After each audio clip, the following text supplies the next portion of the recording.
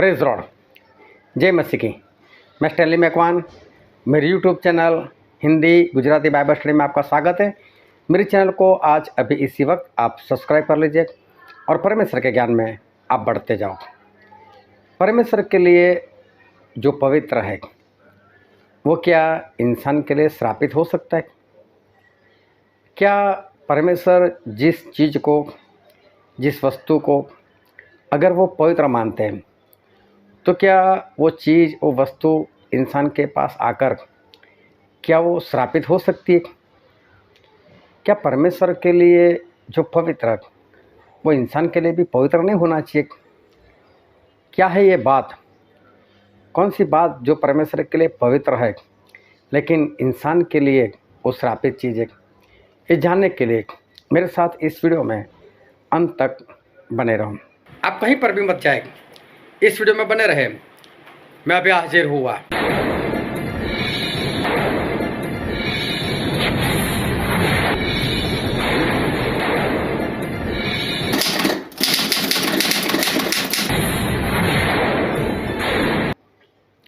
जब इज़राइल लोग मिस्र से आज़ाद हुए और आज़ाद होने के बाद जब वो रास्ते में थे, मूसा मर चुके थे और अब सारी बागडोर जो है यहोशुआ के हाथ में आई थी और यहोशुआ जो थे वो उनको विश्राम के देश में लेकर गए।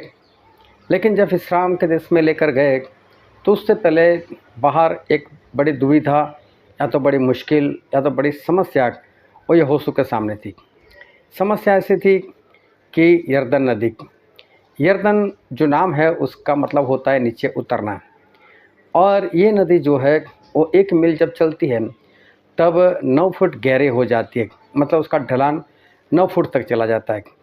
और इसलिए सबसे ज़्यादा ढलान वाली दुनिया में कोई नदी है तो वो है यरदन नदी, और समुद्र के सबसे नीचे वाले हिस्से में वो जाकर मिलती है। इसलिए उसके पानी का बहाव जो होता है वो तेज़ रहता है। अभी क्या हुआ, उस वक्त बरसात का ही मौसम था और बरसात का मौसम था इसलिए नदी में पानी बहुत था और यहोशू को यही समस्या थी कि पूरी इज़राइल प्रजा को उस पार कैसे लेकर जाए, क्योंकि उस पार ले जाना असंभव सी बात थी, क्योंकि पूरी यरदन नदी वो पानी से भरी हुई थी।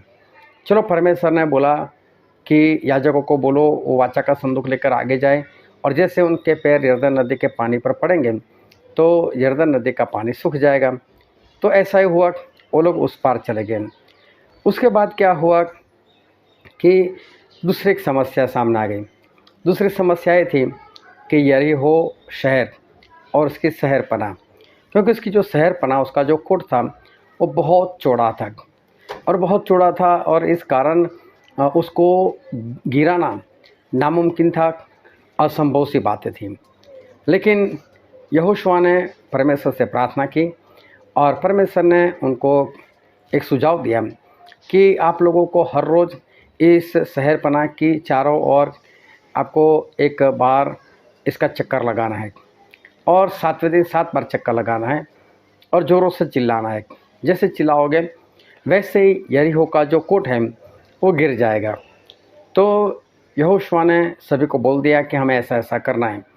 अभी सभी लोगों ने 6 दिन 1-1 चक्कर काटे और 7वें दिन 7 चक्कर काटे, और सभी लोग अभी आवाज़ करने ही वाले थे, तभी यहोशुआ ने सभी को रोक लिया और यहोशुआ ने सभी को ऐसा बोला, अभी रुको, मुझे कुछ चेतावनी, कुछ हिदायत आपको देनी है। और यहोशुआ ने पूरे इस्राएल प्रजा को बताया कि देखो, हम जो लड़ाई करने के लिए जा रहे हैं यरीहो के सामने, वो यरीहो परमेश्वर ने हमको दे दिया है, हमारी जीत वहाँ पर पक्की है। लेकिन वहाँ पर जो भी सोना मिले, चांदी मिले, पित्तल मिले, लोहा मिले, या तो जो कुछ कपड़ा वगैरह जो कुछ मिले, वो सब कुछ परमेश्वर के लिए पवित्र है और सारी बातें हमें परमेश्वर को समर्पित करनी है। और यहोशू उसका 6वां अध्याय और उसके उन सब चांदी, सोना और जो पात्र पित्तल और लोहे के हैं वे यहोवा के लिए पवित्र है और उसी के भंडार में रखे जाए। इस वचन में ये बात लिखी है कि सारी चीज़, चाहे लोहा हो, पित्तल हो, चांदी हो, कपड़ा हो या सोना हो, वो सब कुछ परमेश्वर के लिए पवित्र है। कोई अपने पास उसको ना रखे, सभी चीज़ें वो परमेश्वर के लिए जानी चाहिए, दान में जानी चाहिए। सभी लोगों को ये बात बताने के बाद उन लोगों ने हमला कर दिया, यरीहो का कोट टूट गया और ऐसा हुआ बहुत बड़ा विजय इन लोगों ने हासिल किया। लेकिन इनके अंदर एक इंसान था जिसका नाम था आखान।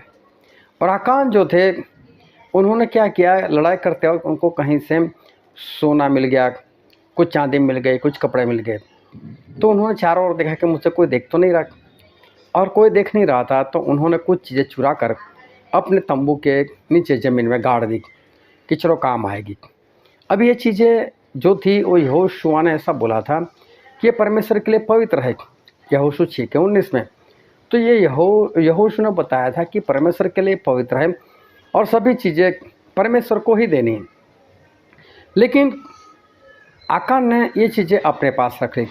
जब आकान ने ये चीज़ अपने पास रख ली तो यहोशुआ उसका 7वां अध्याय उसका 1 वचन, परंतु इज़राइल ने शापित की वस्तुओं के विषय में विश्वासघात किया, अर्थात यहूदा के गोत्र का आकान जो जेरहवंशी जब्दी का पोता और कर्मी का पुत्र था, उसने शापित वस्तुओं में से कुछ ले लिया। इस कारण यहोवा का कोप इज़राइल पर भड़क उठा। तो यहाँ पर लिखा हुआ है कि ये सारी चीज़ें जो है वो समझो कि श्रापित बताई गई। जो आकान ने चीज़ें अपने पास रखी उसको श्रापित माना गया, जबकि वो परमेश्वर के लिए तो पवित्र थी। तो परमेश्वर के लिए पवित्र थी तो फिर उसको इंसान के लिए श्रापित क्यों माना गया?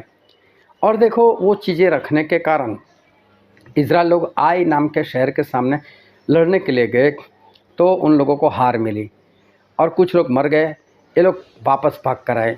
जब यहोशू ने ये बात देखी तो यहोशुआ वो परमेश्वर के संदूक के सामने मुंह के बल गिर पड़े, अपने ऊपर मिट्टी डाली और शाम तक वो परमेश्वर से प्रार्थना करते हैं, परमेश्वर ऐसा क्या हुआ कि इज़राइल लोगों ने मार खाया, क्यों वो लोग भागे?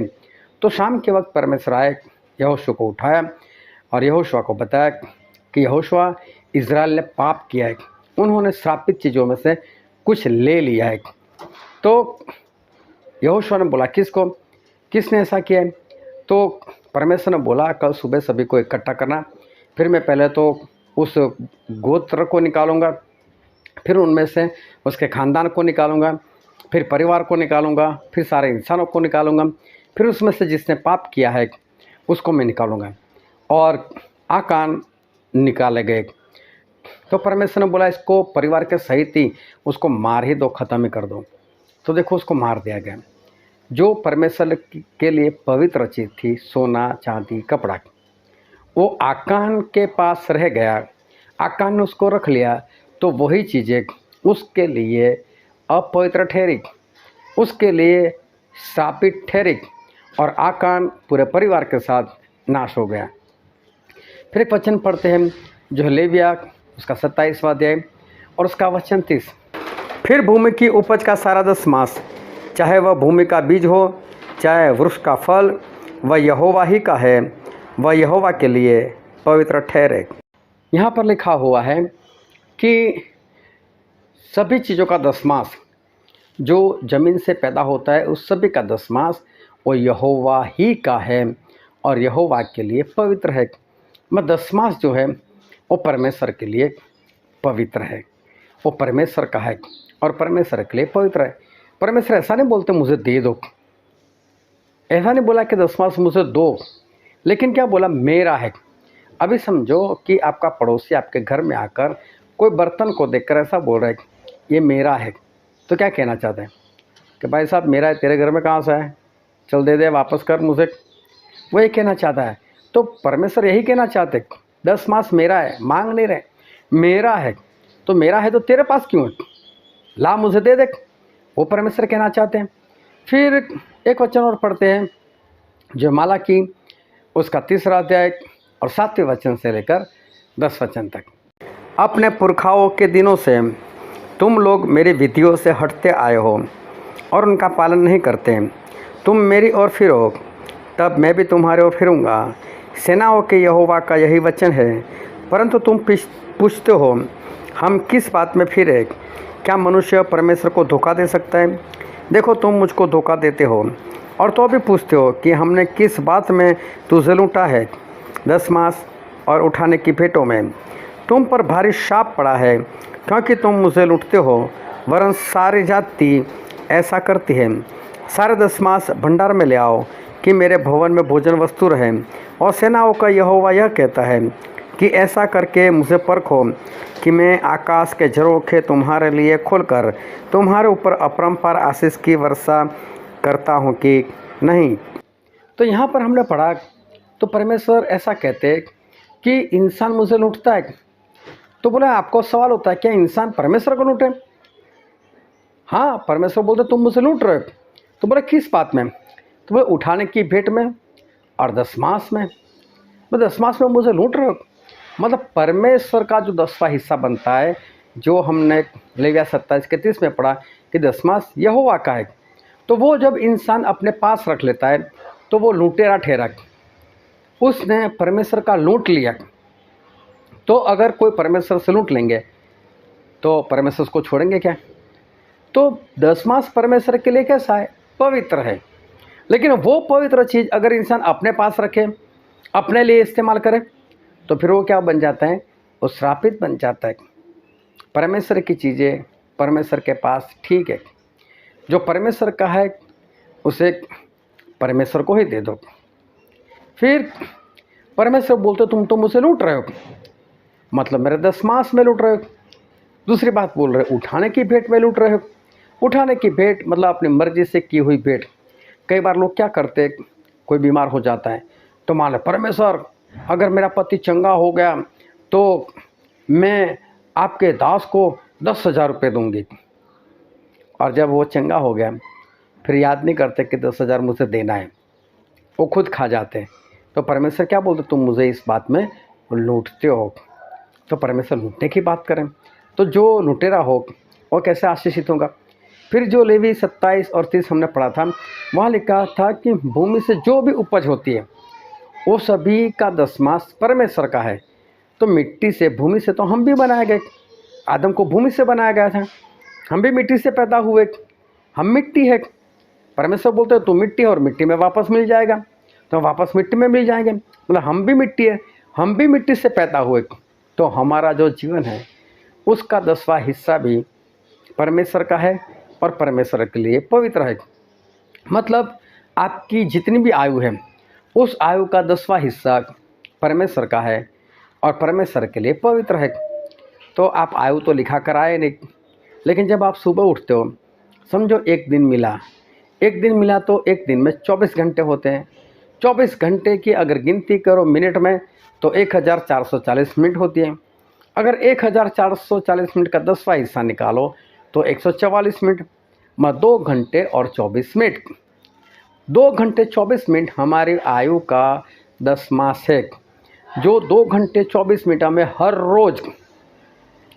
रोज़ परमेश्वर के नाम से हमें खर्च करनी है।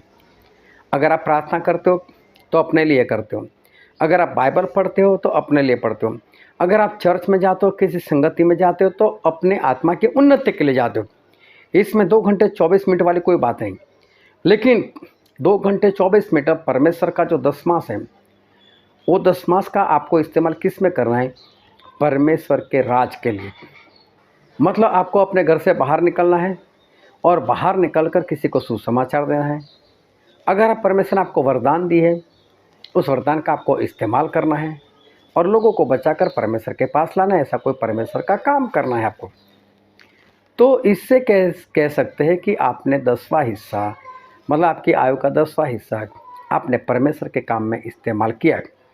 तो हर रोज़ 2 घंटे 24 मिनट आपको परमेश्वर का काम करना है। और जो नहीं करता, परमेश्वर कहते हैं वो मुझे लूटने वालों में से है। तो जो लूटने वाले हैं तो क्या वो आशीषित रहेगा? तो 10वां हिस्सा चाहे आपकी कमाई का हो, जो भी आप कमाई करते हो उसका 10वां हिस्सा परमेश्वर का है, वो परमेश्वर के लिए पवित्र है। लेकिन अगर आपने उसको अपने पास रखा, अपने लिए इस्तेमाल किया, तो आप लूटे रहे। और आप लूटे रहे तो क्या हो गए? श्रापित हो गए। तो परमेश्वर बोलते तुम लोगों ने शाप खुद लिया है, 10 मास नहीं देकर खुद शापों को लिया है, तो आप श्रापित ठहरोगे। अगर 2 घंटे 24 मिनट हर रोज़ आप परमेश्वर के काम से नहीं निकाल रहे तो समझ लेना कि आप लुटेरे हो। और 2 घंटे 24 मिनट जो आप अपने लिए खर्च करते हो तो आप शापित बनते हो। मतलब परमेश्वर का दशमांश परमेश्वर के लिए पवित्र, लेकिन उसको आप अपने पास रखोगे तो आपके लिए वही चीज़ क्या हो जाएगी, श्रापित हो जाएगी और आप नाश हो जाओगे। तो जो बात परमेश्वर के लिए पवित्र है, जो दशमांश परमेश्वर के लिए पवित्र है, जो चीज़ परमेश्वर ने मांग ली है वो परमेश्वर की है, और अब उसको आप अपने पास रखोगे तो समझ लो वो आपके लिए श्रापित हो जाएगी, आपका नाश हो जाएगा। इसलिए जो परमेश्वर की चीज़ें हैं, जो परमेश्वर की वस्तु है, जो परमेश्वर को हमको देना है और परमेश्वर को ही दे दो तो पवित्र रहेंगे। लेकिन उसको अपने लिए खर्च करोगे, अपने पास रखोगे तो वही चीज़ आपके लिए श्रापित हो जाएगी और आप नाश हो जाओगे और नरक में जाओगे, ये बात पक्की। इसलिए जो परमेश्वर की चीज़ें हैं उसे अपने पास मत रखो, लेकिन परमेश्वर को ही वापस देना सीखो ताकि परमेश्वर आपको आशीषित करे। फिर लिखा है गलातिया उसका अध्याय 6 और वचन भी 6, जो वचन की शिक्षा पाता है वह सब अच्छी वस्तुओं में सिखाने वाले को सहभागी करे। तो यहाँ पर जो हमने पढ़ा कि जो सीखने वाला है परमेश्वर के वचन, वो सिखाने वाले को अपनी हर अच्छी वस्तुओं में से उसको सहभागी करे।